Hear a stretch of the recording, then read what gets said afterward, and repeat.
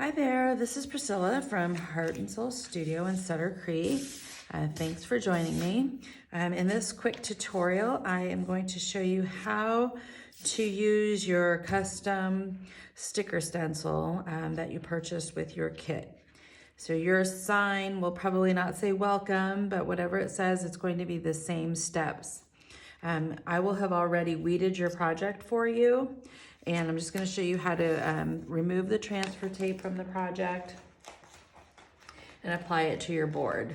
So these are the steps that I've created prior to giving you your project. So I've weeded out your sign for you, and then I've laid the sticker stencil across the top. And what this part does is it holds all these little parts in place, so that way when you put it on your project, it stays complete. You don't lose these designs, because by itself, this blue stencil mask is very flimsy. So this is what you'll have picked up from me or received as a kit. And you're going to start with the back side, face up. And here in the corner, we are going to bend it apart. And you're going to gently roll off this graph paper. Okay, I kind of like to just, hold one finger up here at the top and then slowly roll this paper off the back side. Every inch or so, you just want to crease it, and that seems to release all the little bits. And this particular design doesn't have too many small little pieces, but if it did, I could roll this paper off and crease the top of the paper closer together to keep all the little pieces in place. You don't want to touch the blue sticky back too much, just because that's the part that's going to adhere to your project. And as you paint, if it loses all of its stickiness, you could have the possibility of the paint bleeding through onto your project. So really best just to kind of keep to the edges, away from the areas that you're going to be painting. Just kind of keep giving yourself some space. Crease the paper, pull a little back, crease it again. You're basically just walking it off.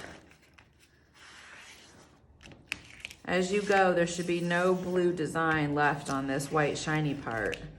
Everything should stay down on the transfer tape in the design. Okay, so then you'll just discard this graph paper backing, set it aside for now. And this is the board that I'm going to be painting on.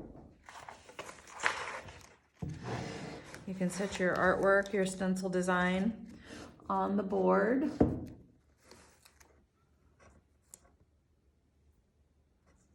And get some placement here just so you can see. Dim that down, just see the big ring. Okay, so there's just a little bit of room for the W and a little bit of room for the E. So when you flip this over,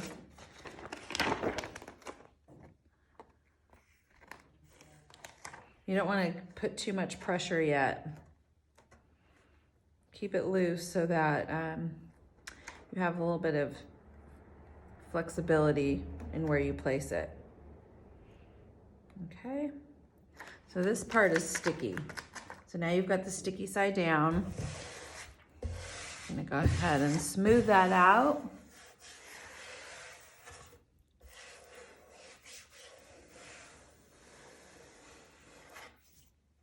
And now you're going to peel off the clear transfer tape that we put on.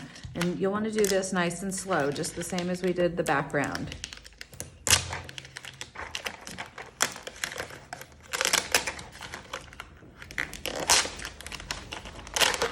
Just work it off. slow. Try to stay flush to the surface. And you can fold that stickiness back on itself and keep it a little bit more manageable. And then just peel it back.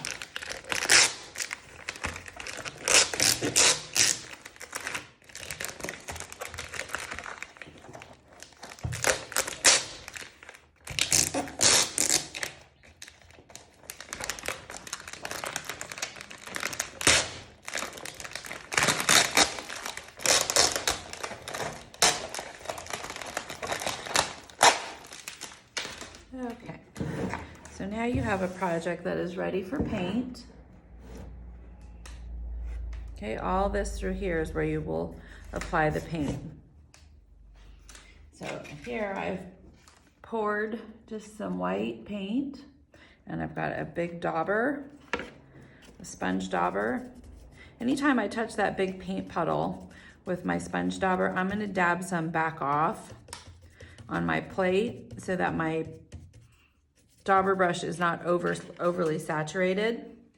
And then I'm just gonna go ahead and start by tapping.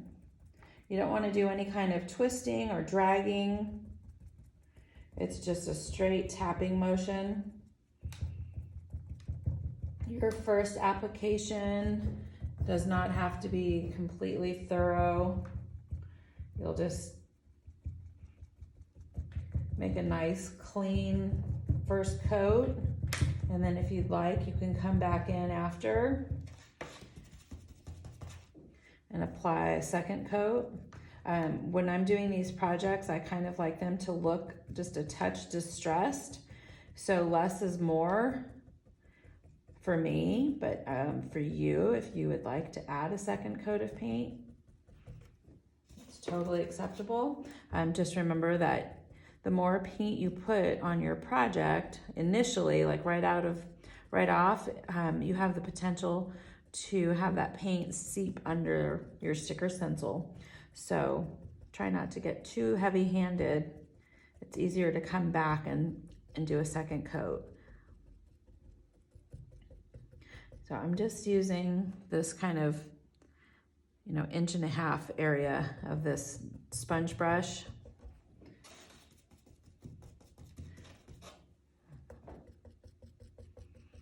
Tapping.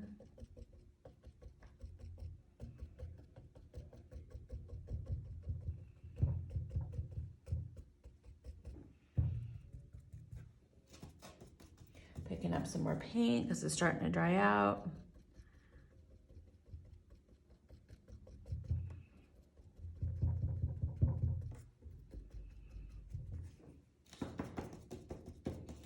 Every time I pick up some paint, I definitely take the time to dab it back off before I touch my design.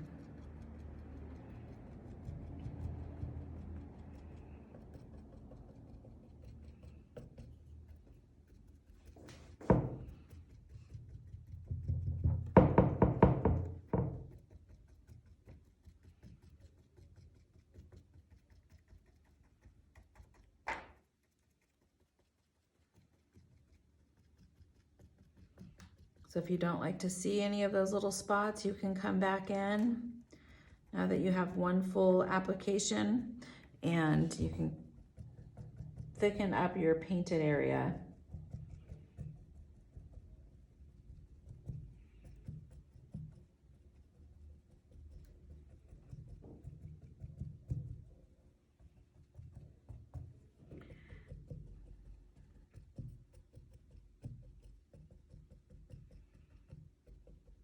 So when I work on these projects, I like to use a thicker chalk paint. It seems to really give me the most body, and it doesn't seep under the sticker stencil.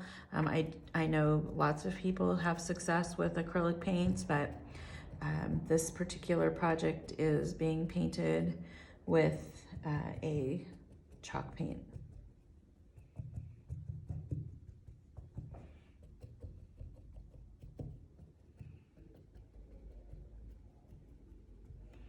Okay, so I would let this dry just for a few minutes. Get a piece of paper and fan it. I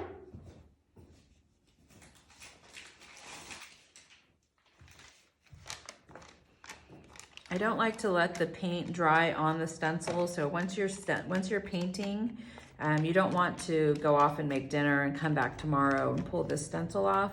It really needs to be done while this paint is still slightly damp.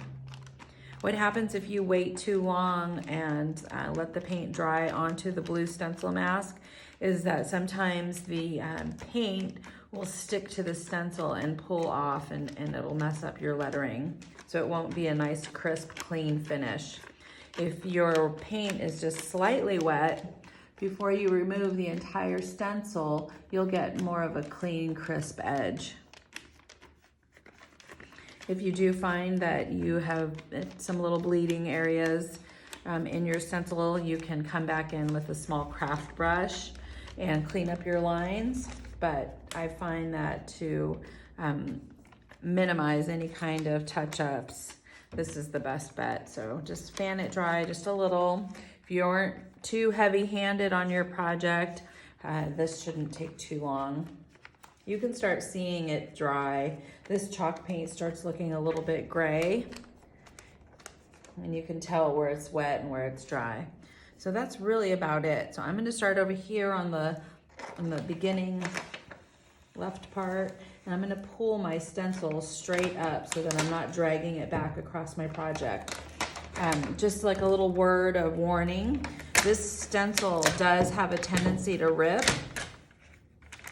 So don't be alarmed, you've not messed up your project. You're just gonna pull it straight off. And then as it rips, just come back and take care of the parts that are left behind. So we'll still have the centers of the E's, like the loops, the centers of the O's. Those parts all still need to be weeded out. So all of these little bits here need to come out.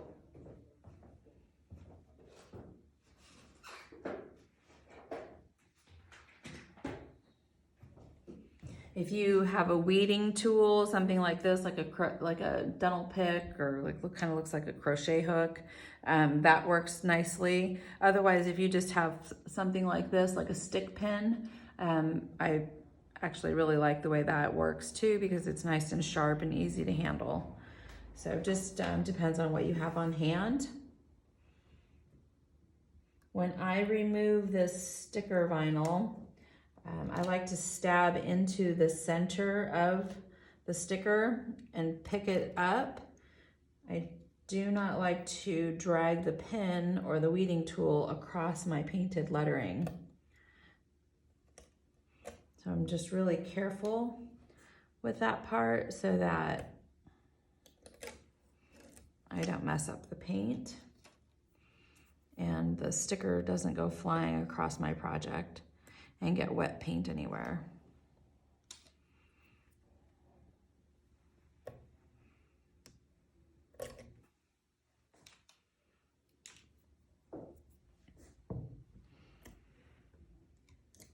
So I hope this has been helpful to you, and I hope you can get the steps on what to do and how to use your kit that you picked up from us. I really appreciate your business, and I look forward to working with you again in the future. So thanks so much, and have a good evening. Take care.